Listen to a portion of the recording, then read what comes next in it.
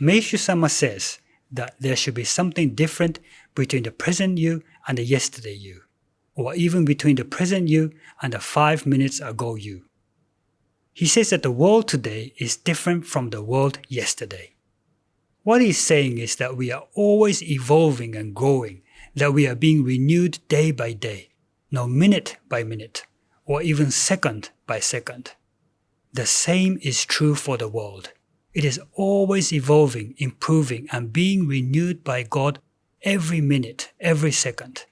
But do we see ourselves that way? Do we see the world that way? Like Meishu-sama, do we see ourselves and the world as getting better every second? Every day, are we filled with the hope that we are getting better, that the world is getting better?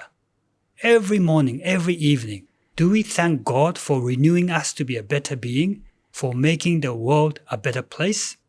Or are we filled with anxiety about how things are getting worse, how the world is growing more chaotic day by day, and how we are deteriorating day by day? Maybe those who are young or healthy are able to answer that they are evolving and growing day by day. Or maybe if life ahead looks promising, you can say that the world is getting better and better. But what if you find out that you have a disease like cancer? What if you know that you're going to pass away in just a few months? What if you face a hardship in your life that you think you'll never be able to overcome no matter what you do? In these circumstances, are we able to say with confidence that we are evolving every minute, that we are being renewed every second, that the world is getting better day by day? To be frank, that will be quite difficult for us, wouldn't it? But why then was it possible for Meishu-sama to say that we and the world are evolving every minute? He wrote about this when he was 68 years old.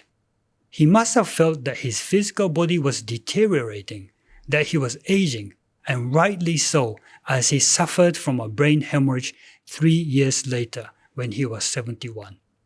The following year, he passed away. Now I have some questions for you. Do you think Meishu-sama was filled with anxiety from the time he received the purification to the moment he passed away? Do you think Meishu-sama thought that he was actually deteriorating, that things were getting worse for him? Do you think Meishu-sama was cursing God for making him suffer from a disease and eventually making him die because of it? The answer to all these questions is simply no. A definite no. I am convinced that Meishu-sama was praising and thanking God and returning all glory to God even though his physical body was in pain and he was about to die.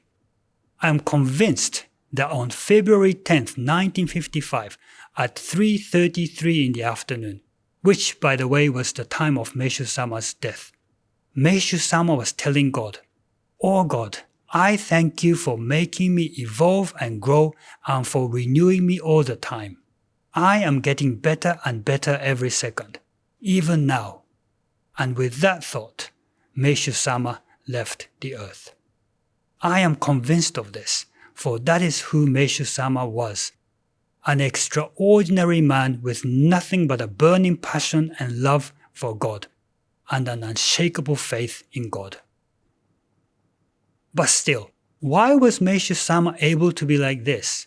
Why was he able to believe that he was evolving and growing even though his physical body was deteriorating? And the answer is this. He knew that his true self was not Mokichi Okada, but the soul of Messiah that existed within him.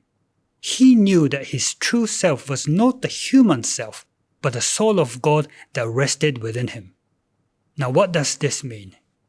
When we hear that each one of us can be a second coming of Christ, we immediately assume that we are on the receiving end, that the soul of Christ descends within us. My name is so and so, and I am receiving the soul of Christ. This is how we think. But if our true self is the soul of God, the soul of Messiah, the soul of Christ that rests within us, then we are not at all on the receiving end. Rather, we are the ones who come from heaven. We are not the ones who look up to heaven and see Christ descend. We are the ones who descend, for our true self is the soul of God, the soul of Christ that God granted us in heaven. I am saying something super simple here. I am not saying anything complicated, something we can't understand. But if we can't understand it, that is because we treasure our physical self and physical life so much that we have completely forgotten our spiritual self, our true self that God gave us in heaven a long time ago. To the question, who are you? Our answer to God should not be, my name is so-and-so, born in this year by my father and mother. Instead, our answer should be, through Jesus, Meishu-sama, and Kyoshu-sama, I've come to know that I am your child. I am the soul of Christ itself. I am the soul of Messiah itself. Then God will say to you, that's right, my child. You are my child who lives eternally. Now, if your true self is the soul of God itself, do you think you are an existence that is going to deteriorate and perish in the end? Of course not.